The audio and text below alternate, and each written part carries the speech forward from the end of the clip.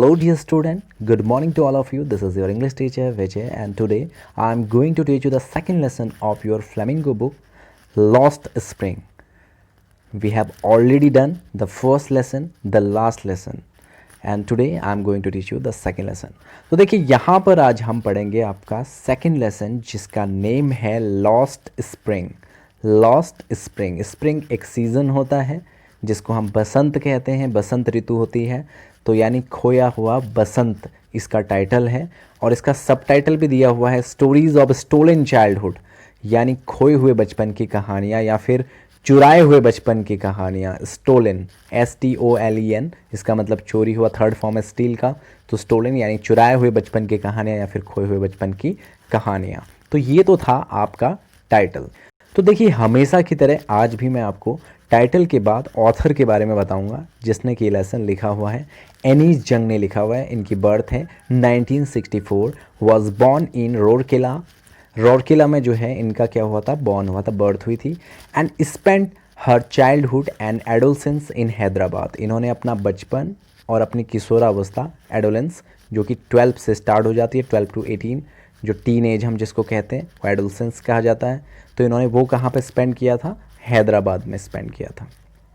ठीक है, तो देखिए यहाँ पर she received her education in Hyderabad. उन्होंने अपनी एजुकेशन जो है, शिक्षा जो है वो कहाँ प्राप्त की, हैदराबाद में की.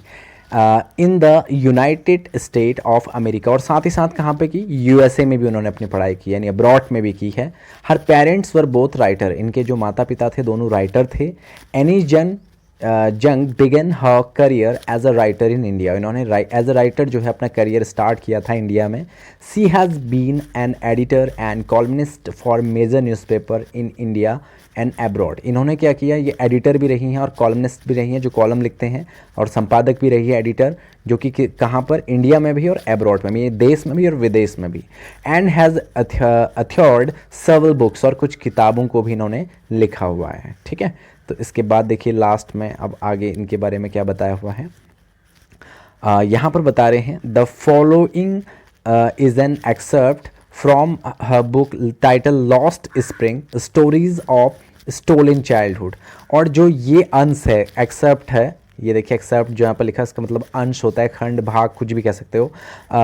इनकी जो बुक है टाइटल लॉस्ट स्प्रिंग से लिया गया है और इसका सब टाइटल मैंने आपको बताया था स्टोरीज ऑफ स्टोलन चाइल्डहुड, यानी चुराए हुए बचपन की कहानियाँ, खोए हुए बचपन की कहानियाँ. इस स्टोरी में उन्होंने क्या किया है, हेयर सी एनालिसिस. एनालिसिस का मतलब विश्लेषण करना. इन्होंने विश्लेषण किया है the grinding poverty and traditions. देखिए ट्रेडिशन आप जानते हैं, सभ्यताओं के बारे में, मान्यताएं जो लगातार चली आ रही हैं.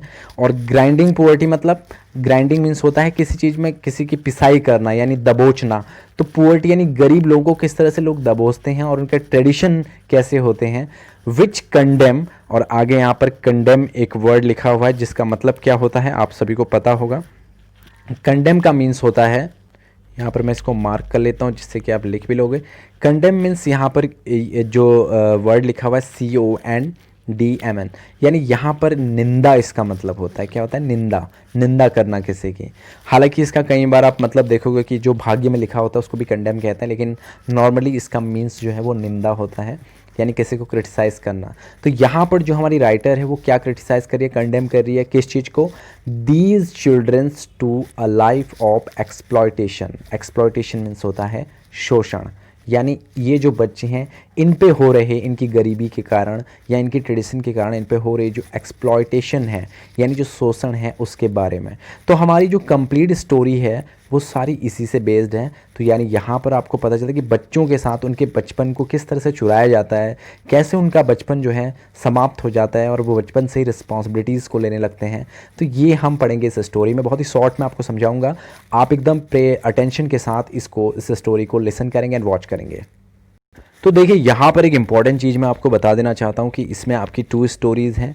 जो आपकी फर्स्ट स्टोरी है वो यहाँ से स्टार्ट है और इसका जो सब टाइटल उन्होंने दिया हुआ है वो है some time I find a rupee in the garbage. Sometimes I find a rupee in the garbage. कभी कभी मैं कूड़े में से 1 रुपया खोज लेता हूँ. ये इसका मतलब गार्बेज जो होता है वो कूड़ा करकट होता है, उसको गार्बेज कहते हैं. और बाकी आपको पता है. तो देखिए सेकेंड स्टोरी इसमें है I want to drive a car. I want to drive a car, ये इसका सेकंड टाइटल है। तो फिलहाल मैं आपको इसका इंट्रोडक्शन यानी इस लेसन के अंदर क्या चीज़ें हमें पढ़नी है वो मैं बताऊंगा। काफ़ी शॉर्ट में आपको स्टोरी समझ में आ जानी है, लेकिन अगर आप पे अटेंशन करेंगे, if you pay attention what I am going to teach you, तो डेफिनेटली आपको चीज़ें समझ में आ जाएंगी। तो देखिए यहाँ पर ये जो चीज़ मैं आपको पढ़ के बताऊंगा, इससे आपको कंप्लीट स्टोरी का एक ब्रीफ जो इंट्रोडक्शन है वो पता चल जाएगा। तो लिखा भी है brief introduction to the story. तो देखिए, in this story the writer describe the pitiable condition of poor children, यानी जो पुअर चिल्ड्रन उनकी बिल्कुल बुरी दशा को इसमें बताया गया है। Who have to live in slums, जो कहाँ रहते हैं, स्लम्स में रहते हैं। स्लम्स आपको पता है बस्तियों को कहते हैं जहाँ बहुत ज़्यादा गंदगी होती है। And work hard in very dirty condition, और ये लोग बहुत मेहनत करते हैं बहुत ही बुरी कंडीशंस में, बहुत बुरी स्थिति में। They are never send to school, इनको कभी भी स्कूल नहीं भेजा होता है। Because their parents are too poor, इनके जो माता पिता हैं वो काफ़ी गरीब होते हैं इस वजह से, टू पे फॉर देयर एजुकेशन, और ये लोग जो हैं बेचारे ये इनकी एजुकेशन पे खर्च नहीं कर सकते हैं, इस वजह से ये अपने बच्चों को स्कूल भी नहीं भेजते हैं। In order to describe their lot the writer first take up, अब देखिए इनके बारे में बहुत सारी चीज़ें बताते हैं, लेकिन सबसे पहले जो टेक्स अप करती है राइटर किस चीज़ के बारे में, the case of poor rag picker. पहली स्टोरी में हम रैग पिकर्स के बारे में पढ़ेंगे। तो देखिए बच्चों, रैग पिकर्स का मतलब होता है कूड़े बीनने वाला, यानी कबाड़ी को आप रैग पिकर्स कहते हैं इंग्लिश में। तो फर्स्ट स्टोरी में मैंने आपको बताया ना कि इसमें 2 पार्ट्स हैं, जो कि हम अभी पहला पढ़ेंगे उसके बाद सेकंड पढ़ेंगे। तो फर्स्ट पार्ट में रैग पिकर्स के बारे में बात की है। Who have settled in the Seemapuri area of Delhi, जो कहाँ पर सेटल्ड है, सीमापुरी एरिया में, जो कि कहाँ पड़ता है, दिल्ली में पड़ता है। तो यहाँ तक मुझे लगता है कि आपको बहुत अच्छे से ये चीज़ समझ में आ गई होगी। तो पहली स्टोरी में बात इन्हीं के बारे में की गई है, और अभी मैं आपको इस चीज़ को यहीं तक ही बताऊंगा ताकि आपको ये बात समझ में आ जाए। ठीक है, जाते हैं डायरेक्ट स्टोरी में। तो देखिए, कंप्लीट जो स्टोरी है वो है जब एनीस जंग इन एरियाज़ में जाती है तो इन लोगों से मिलती है, और इनसे उसे बहुत सारी जो जानकारी मिली उसी से बेस्ड पूरी ये स्टोरी इन्होंने बना दी। तो देखिए, जो हमारी फर्स्ट स्टोरी है वो फर्स्ट स्टोरी है सम टाइम आई फाइंड ए रूपी इन द गार्बेज, कभी कभी मैं कूड़े में 1 रुपया ढूंढ लेता हूँ या मुझे मिल जाता है। तो ये इसका मतलब है। इसमें देखिए, फर्स्ट स्टोरी में एक लड़का होता है जो इसका मेन कैरेक्टर है, उसका नाम होता है साहिब। क्या होता है, साहिब। और ये एक रैग पिकर है। मैंने आपको रैग पिकर पीछे बताया था, अभी फिर से बता दूंगा, जिसका फुल नेम क्या है, साहिब ए आलम। बहुत इंपॉर्टेंट है, क्वेश्चन पूछा जाता है what is the full name of Sahib, तो साहिब ए आलम इस तरह से लिखा भी जाता है। मीनिंग ऑफ नेम, इसके नाम का मतलब क्या है, लॉर्ड ऑफ द यूनिवर्स। जैसे हम सभी का नाम का कोई मीन होता है, जैसे मेरा नाम विजय है तो इट मीन्स विक्ट्री, यानी जीत, विजेता। तो इस तरह से हर किसी के नाम का एक मतलब होता है। मीनिंग ऑफ नेम, जो साहिब आलम का मतलब होता है वो होता है लॉर्ड ऑफ यूनिवर्स, यानी ब्रह्मांड का देवता या मालिक भी आप कह सकते हैं। ऊपर वाले को भी मालिक कहते हो, दैट्स वाई। वर्क जो है, काम क्या करता है, ये एक रैग पिकर है यानी कूड़े बीनने वाला है। हालांकि ये एक बच्चा है, ये बहुत बड़ा नहीं है, ये छोटा है। फ्रॉम, ये कहाँ से है, ढाका बांग्लादेश से। यहाँ से भी क्वेश्चन आता है कि साहिब कहाँ रहता था पहले, तो कहाँ रहता था, ढाका बांग्लादेश में। ढाका की बांग्लादेश की राजधानी ढाका है, तो आपको पता है कि ढाका प्लेस से जो है यहाँ पर साहिब बिलोंग करता है। और अभी फ़िलहाल कहाँ रहता है, मैंने अभी आपको इंट्रोडक्शन में बताया था, सीमापुरी दिल्ली में।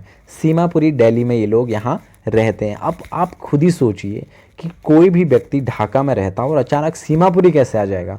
तो वही चीज़ हमें स्टोरी में पता करनी है, और वही चीज़ इस लाइन से आपको ईजिली पता चल जानी है कि ये क्यों आया। तो reason of living Dhaka, Dhaka को छोड़ने का रीज़न क्या था, because there were many storms. Storms आप जानते हो, आंधियाँ, तूफानें, या फिर आप समझ सकते हो कि जैसे बाढ़ वाड़ आती है उसको भी स्टॉर्म्स कहा जाता है, फ्लड कहा जाता है। तो तूफान वगैरह वहाँ बहुत ज़्यादा आया करते थे। दैट स्वेप्ट अवे, जो बहा ले जाते थे, स्वेप्ट अवे मीन्स बहा ले जाना या बहाना। देयर फील्ड, इनके खेत खलियान जो हैं, एंड होम्स, इनके घर, इनके खेत सारे उन तूफानों की वजह से बर्बाद हो गए। इस वजह से इन लोगों को अनफॉर्चुनेटली, दुर्भाग्यवश क्या करना पड़ा, उस प्लेस को छोड़ना पड़ा, और ये लोग दिल्ली में आ गए। अब देखिए दिल्ली में कब आए, 1971 में। बांग्लादेश से इन लोगों का जो माइग्रेशन हुआ यानी स्थानांतरण हुआ, या ये लोग माइग्रेट हुए, वो कब हुए, 1971 में। ठीक है, और ये सीमापुरी में कितने सालों से रह रहे हैं, 30 ईयर से रह रहे हैं, 30 सालों से सीमापुरी में रह रहे हैं, यहाँ जीवन बिता रहे हैं। और यहाँ पर इनकी कंडीशन कैसी है, कोई स्कूल नहीं, क्योंकि इनके पेरेंट जो हैं वो काफ़ी गरीब हैं, काफ़ी पुअर हैं। और पुअर्टी से बिलोंग करते हुए अपने बच्चों को स्कूल नहीं भेज पाते क्योंकि उनके पास इतने पैसे पे करने के लिए नहीं हैं।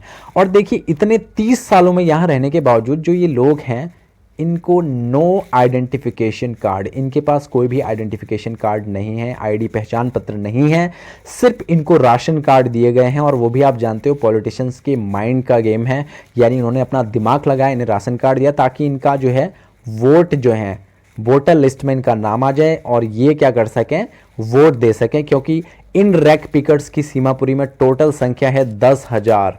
10,000 रैक पिकर्स जो हैं सीमापुरी में इन स्लम एरिया में यानी बस्तियों में रहते हैं, जिनके जीवन सिर्फ उस स्लम एरिया में ही व्यतीत होता है। अब देखिए मैं स्टोरी को आपको, ये तो था इसका ब्रीफ इंट्रोडक्शन, अब मैं आपको स्टोरी बताता हूँ और आप ध्यान से सुनिए कि एक्चुअली कहानी है क्या।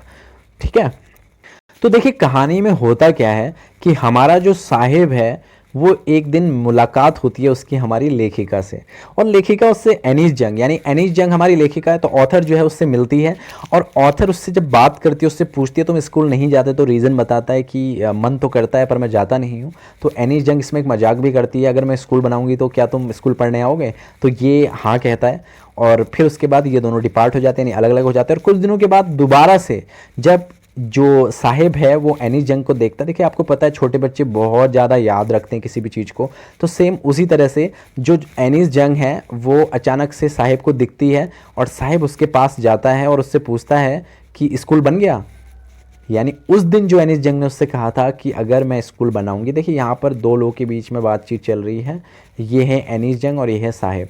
तो पहले एनीस जंग ने कहा था कि विद्यालय अगर मैं खोलूंगी क्या तुम स्कूल आओगे, तो वो हाँ कहता है। लेकिन कुछ दिन के बाद साहिब सोचता है कि वो सच में स्कूल खोलने वाली है, तो साहिब उसके पास दौड़ के जाता है और उससे कहता है कि स्कूल बन गया।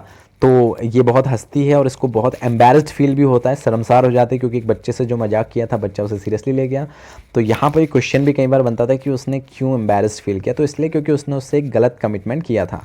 ठीक है, तो उसके बाद इनके बारे में काफ़ी सारी जानकारियाँ मिलती हैं, खासतौर पर जैसे इनका ट्रेडिशन, इनकी परंपरा जो है, तो बहुत सारे लोग जो हैं पूरी बस्तियों में, बहुत सारे बच्चे दिन भर कूड़ा बीनते हैं और इनको कई बार कूड़ों में बहुत प्रीशियस चीज़ें भी मिल जाती हैं। और साथ ही साथ इसके बाद ये देखती है एक मेन चीज़, इसमें मेन पॉइंट है इनका जो ट्रेडिशन है। ट्रेडिशन बच्चों आप बहुत अच्छे से जानते हो, ट्रेडिशन क्या होता है, संस्कृति सभ्यता, कल्चर होती है, संस्कृति सभ्यता समझ लीजिए, जो चीज़ लगातार चलती आ रही है। तो एनीस जंग ने एक चीज़ नोटिस की कि यहाँ पर काम करने वाले जितने भी रैक पिकर छोटे छोटे बच्चे हैं या सारे लोग हैं, ये लोग हमेशा बेयर फुट रहते हैं, या बार फुट भी आप इसको कहते हैं, इस तरह से बार फुट। तो इन लोगों की खासियत है कि ये बिना चप्पलों के रहते हैं, बिना जूतों के रहते हैं, इनके पास कोई जूते नहीं हैं। तो एक दिन एनीस जंग ने ऐसी दो चार बच्चों से रीज़न जानने की कोशिश की, तो उन्होंने कहा हमें मन तो करता है। एक ने कहा कि मेरे पास जूते तो हैं लेकिन स्लिप में रखे हुए, मेरी मम्मी उन्हें देती नहीं है, और अगर दे भी देगी तो मैं उन्हें फेंक दूँ, क्योंकि इनको एक हैबिट हो चुकी है बिना शूज़ के चलने की, तो इनको वो पहन के थोड़ा अनकंफर्टेबल फील होता होगा। और दूसरा जो है वो कहता है कि मेरे पास जूते नहीं हैं। तो इस तरह से सभी लोग के कमेंट जब ये सुनते तो देखते कि इनके ट्रेडिशन में ही ऐसा है कि ये लोग जूता पहनना पसंद नहीं करते, यानी इन लोगों के ट्रेडिशन में है कि ये बेयर फुट रहेंगे, यानी बिना चप्पल या जूतों के रहेंगे। और यहाँ पर लेखिका को याद आती है एक बच्चे की, यानी एक उदीप वाले व्यक्ति की, जो इन्हें एक स्टोरी बताता है। ये थोड़ा सा ध्यान रखना कि उदीप में एक पर्सन रहता था, एक पुजारी रहता था और एक उसका बेटा। तो पुजारी उस मंदिर में काम करता, उसका बेटा स्कूल जाता था। तो अक्सर उसका बेटा जब भी स्कूल जाता मंदिर के सामने हाथ जोड़ के माता से एक प्रे करता है कि मुझे एक जोड़ी जूते दिला देना, और बेचारा बिना जूतों के जाता है।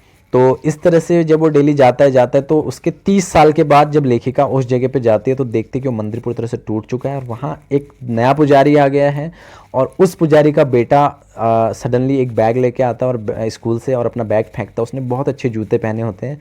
तो लेखिका इस स्टोरी को उस उदीपी वाले लड़के की स्टोरी से कनेक्ट करती है और सोचते कि जो वो अपने ड्रीम में मांग रहा था वो शूज़ इसको अब शायद मिल गए हैं। तो ये थोड़ा सा अलग सा स्टोरी का एक पार्ट है जहाँ पर वो सोचती है। इसके बाद देखिए यहाँ पर लगभग मैंने आपको बताया कि टोटल नंबर ऑफ जो रैक पिकर्स हैं वो 30K हैं, यानी 30,000 रैक पिकर यहाँ रहते हैं। इनकी बहुत बुरी दशा है। इन लोगों को अगर इनका रीज़न जानने की कोशिश करें तो लेखिका इनके बीच में काफ़ी रही सीमापुरी में। दिल्ली से मीलों दूर है हालांकि सीमापुरी, लेकिन लेखिका इनके बीच गई और इनके बीच जाना कि इन लोगों की क्या कंडीशन है। तो इनकी जो औरतें हैं वो कहते हैं कि यार भाई, हमें अगर सुकून से पेट भर खाना भी मिल जाए तो हमारे लिए काफ़ी है, इससे ज़्यादा हमें और कुछ नहीं चाहिए। जैसे ही धीरे धीरे इनके बच्चे बड़े होते हैं तो वो भी इनका हाथ बढ़ाने लगते हैं और काम में पैसे कमाने लगते हैं, जिससे कि इनकी लाइफ चलती रहती है। और सबसे बड़ी बात ये है कि जो ये लोग हैं, इन्हें काफ़ी छोटे बच्चे, इनको काफ़ी खुशी होती है उस गार्बेज में, उन कूड़े करकट में, जब कभी कभी इन्हें जब वहाँ पर गोल्ड मिल जाता है या फिर कभी चांदी का कोई सिक्का मिल जाए तो काफ़ी खुश हो जाते हैं। कभी कभी इन्हें 10 रुपये भी मिल जाते हैं तो ये काफ़ी खुश होते हैं। अब देखिए यहाँ पर एक चीज़ के बारे में और डिस्कशन किया गया। नंबर 1, जो यहाँ पर इन लोगों को सिक्के मिलते हैं या पैसे मिलते हैं उन गार्बेज में, जैसे गार्बेज जो है, मैं यहाँ पर लिख दे रहा हूँ जिससे आपको समझ में आए, स्टोरी को ध्यान से सुनना। देखिए जो ये गार्बेज है, इसका बच्चों के लिए कुछ और मतलब है और इनके पेरेंट्स के लिए कुछ और मतलब है। देखिए बच्चों के लिए गार्बेज क्या है, एक खेल है जिसमें उन्हें नई नई चीज़ें तलाशनी है। लेकिन जो बड़े हैं उनके लिए क्या है, ये एक सर्वाइवल है, यानी जीवन यापन करने, यानी आजीविका है, जिससे कि ये पैसे कमाते हैं इस कबाड़ को बेच के, या इससे इन्हें जो भी प्रीशियस चीज़ें मिलती है और अपने बच्चों को पालते हैं या खुद खाना खाते हैं। तो ये चीज़ यहाँ पर बताई गई है। तो यहाँ पर तो बात थी फर्स्ट स्टेप की, जहाँ पर कि साहिब जो है, साहिब आलम जो है, वो कूड़ा बीनता था। लेकिन बहुत समय बीत चुका था। एक दिन अचानक से बहुत साल बाद लेखिका जो है साहिब से दोबारा मिल, देखिए ये इनका सेकंड मीटिंग है जो बहुत सालों बाद होती है। एनीस जंग मिलती है साहिब से। तो इस दिन जब वो देखती है कि साहिब ने एक लंबा सा कुर्ता पहना हुआ है और नीचे से एक नेकर पहनी हुई है, शूज़ पहने हुए हैं जो कि बहुत बेढंगे से लग रहे हैं, बट पहने हुए हैं, लेकिन आज वो उसको पहली बार जूते में देखती है। तो जब लेखिका उसको देखती है तो वो उस वक्त टेनिस खेल रहे जो खिलाड़ी जो टेनिस कोर्ट के अंदर हैं उन्हें बाहर से देख रहा होता है। तो एनी जंग उनसे मिलती है और कहती है कैसे हो, तो बताता है मैं ठीक हूँ। वो उनको बताता है कि टेनिस उसका जो है फेवरेट गेम है। और वो कहती है तो क्या तुम्हें अंदर जाने देते, तो कहते हैं हाँ, जो यहाँ पर गेटमैन है कभी कभी मुझे अंदर जाने देता है और मैं यहाँ झूला खेलता हूँ। तो इस प्रकार से टेनिस उसका फेवरेट गेम है, लेकिन उसने बेढंगे से कपड़े पहने होते हैं। और उसके बाद ये मीटिंग भी फिनिश हो जाती है। उसके बाद एक थर्ड मीटिंग आती है। थर्ड मीटिंग में एनी जंग देखती है कि जो साहिब है उसने कनस्तर पकड़ा होता है और वो जा रहा होता है। तो एनी जंग उससे पूछते हैं कि अब वो कहाँ है, तो वो बताता है कि अब जो है वो एक टी स्टॉल पे काम करता है। ये आप बहुत अच्छे से याद रखना, ये यहाँ से क्वेश्चन भी बनता है। टी स्टॉल, टी स्टॉल यानी चाय की दुकान पे काम करने लग गया है। कौन? साहिब। बहुत सालों के बाद साहिब ने अब चाय की दुकान पे काम करना शुरू कर दिया है और चाय की दुकान पे वो काम करता है। उसको वहाँ मील्स मिलता है, यानी खाने को मिलता है फुल्ली, और 800 रुपीज़ पर मंथ उसको यहाँ पर मिलते हैं। कितने मिलते हैं? 800 रुपीज़ पर मंथ, 800 रुपये मिलते हैं और खाने को मिलता है। तो उसके बाद वो जानने की कोशिश करती है कि क्या वो खुश है, लेकिन कहीं ना कहीं अब उसकी लाइफ एकदम क्या हो गई, एक बाउंड्री में हो गई है, यानी वो वहाँ से बाहर नहीं जाता। यहाँ से कई बार एक क्वेश्चन भी बनता है, क्या वो अब टी स्टॉल पे काम करते हुए खुश है? बिल्कुल नहीं। क्योंकि उसकी खुशी कैसे होगी? क्योंकि जब वो पहले रैक पिकिंग करता था, जब वो रैक पिकर था, वो कूड़े बीनने वाला था, तो उसके पास वो खुद का मास्टर था, मतलब वो खुद का मालिक था। उसको हम कह सकते हैं कि ओवन मास्टर, ओवन मास्टर भी हम उसको कह सकते हैं। उस वक्त वो ओवन मास्टर था, लेकिन अब क्या है कि टी स्टॉल ऑनर का जो मालिक है वो उसका मास्टर बन गया है। इसलिए वो वहाँ पर काम करते खुश तो नहीं है, लेकिन अब उसका जीवन जो है रैग पिकिंग से हट चुका है। तो इस प्रकार से इन लोगों की दयनीय दशा को, इनके फैमिली बैकग्राउंड को स्टोरी में बताया गया है। सेकंड स्टोरी सेकंड पार्ट में बताऊंगा, तो उम्मीद है कि आपको बहुत अच्छे से समझ में आएगा। देखिए छोटे छोटे बच्चे हैं जिनको पढ़ाई ना कराकर पुअर्टी की रीज़न से ऐसे कामों में लिप्त कर दिया गया है, उनका जीवन पूरी तरह से एक पुअर कंडीशन में स्पेंड हो रहा है। और फाइनली देखिए कंडीशन ये है कि जब साहिब टी स्टॉल पे भी चला गया तो सेटिस्फाइड नहीं है, वो हैप्पी नहीं है, जस्ट बिकॉज ऑफ उसे रैग पिकिंग में लगता है कि फ्रीडम थी, आज़ादी थी, मैं जो चाहता था कर सकता था। लेकिन अब उसका एक पर्टिकुलर टाइम है, हालांकि उसको 800 रुपये महीने मिल रहे हैं, but he is not happy with it. तो इस प्रकार से हम कह सकते हैं कि इनकी मेंटालिटी भी इस प्रकार की हो गई थी। तो देखिए पहली स्टोरी आपको समझ में आ गई होगी। सेकंड स्टोरी मैं सेकंड पार्ट में बताऊंगा। अगर कोई भी कंफ्यूजन हो तो कमेंट बॉक्स में पूछिए, और प्लीज़ चैनल को सब्सक्राइब कीजिए, लाइक कीजिए, क्योंकि मेरा जो भी यहाँ पर कंटेंट रहता है वो काफ़ी ज़्यादा ईजिएस्ट वे में रहता है, जो आपको आसानी से समझ में आए। Thank you so much for watching this video. Have a nice day.